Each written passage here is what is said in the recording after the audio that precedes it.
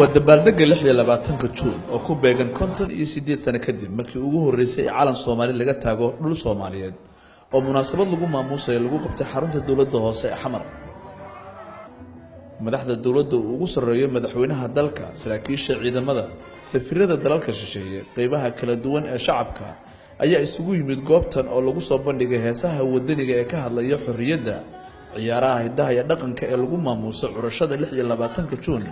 markii gobolada waqooyi ee dalka ay ka xoroobeen gumeystihii Ingiriisiga.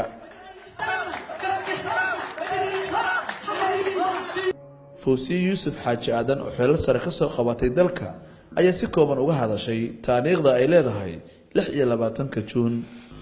caawa oo kale 58 sano ka hor Soomaali meel ay joogtaba waxa u bariyay waa cusub oo sugayay muddo dheer oo dhiig badan ku daatay la helay.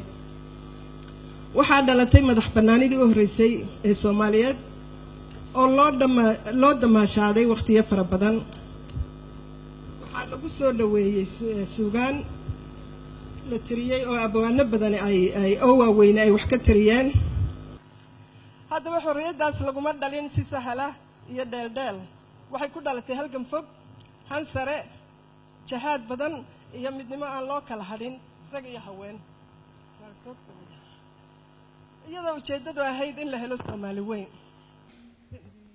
madaxweynaha Jamhuuriyadda Federaalka ee Soomaaliya Mudane Maxamed Cabdullaahi Farmaajo ayaa khudbad uu ka jeediyay munaasabadan waxa uu kaga hadlay qiimaha ay maalintan u leedahay shacabka Soomaaliyeed oo xusay in dad qiimo badan ay naf iyo maal u soo hureen xorriyadda aan maanta harsanayno. halgankii ugu horeeyay halgamada Afrika uu bilaabay Sayid Maxamed Cabdullaahi Xasan oo ka bilowday gobolada waqooyi oo aan ognahay inay yihiin dad wadaniyiin ah oo mar walba aan ogolaanaynin in la gumaysto ama gumaysi aan ogolayn. qorisu dhiibkaas muddo 21 sano kadib markii uu dhintay Allahu naxariistee waxaa qorisu dhiibkaas la wareegay SYL oo iyada naftigeedii ay dhiseen dhalinyaro 13 ah oo ku dhisay mabaadiida xornimo doonka oo wadaniyad leh oo dal jecel leh. meesha gumaysigu uu ku shaqeynayay qaybi oo xukun, meesha gumaysigu ku shaqeynayay qabiil iyo dhaqaale inuu kala siiyo Soomaali kala gato iyo kuwa uu xiro iyo kuwa uu dilo. xorriyadda maanta aan ku naaloonayno waxa weeye xorriyo lagu bixiyo dhiig iyo dhaqaale lagu bixiyo weey. waxaan aaminsanahay dadkii waagaas joogay inay naga fiicnaayeen. hadday hadda noolaan lahaayeen ma aqaan sidee ahaan lahaayeen. madaxweyne Farmaajo ayaa tilmaamay muhiimadda ay maanta shacabka Soomaaliyeed u leedahay dal jacaylnimo iyo midnimo sal adag oo dadku ku wada noolaado. wadannimadu ma aha inaad Soomaali tahay kaliya ma aha. wadaniyadu waa wax intaas ka weyn. waxaa loo baahan yahay marka maanta waxay taagan tahay tii waagaas inaan ka baranno wixii dadkii naga horreeyay ku guuleysteen oo ay ku guuleysteen inay Soomaali mideeyaan oo ay ku guuleysteen dadka Soomaaliyeed inay walaaleeyaan oo ay gacmaha ay isqabsadaan.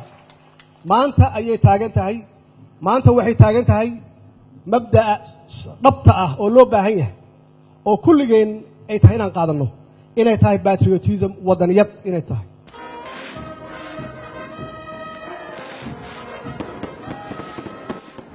markii ay saacadu gaadhay 12 saqda dhexe ayaa dusha sare ee xarunta dawladda hoose waxaa la saaray calanka Jamhuuriyadda oo babashadiisii kadib la arkayay hilaaca buuraleyr qayb ka ahayd dabaaldegga habeenkan.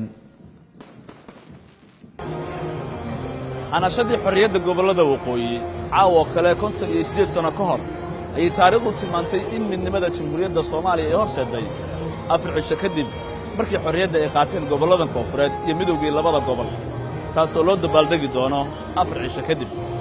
cali baashi cabdullaahi magaalada Muqdisho.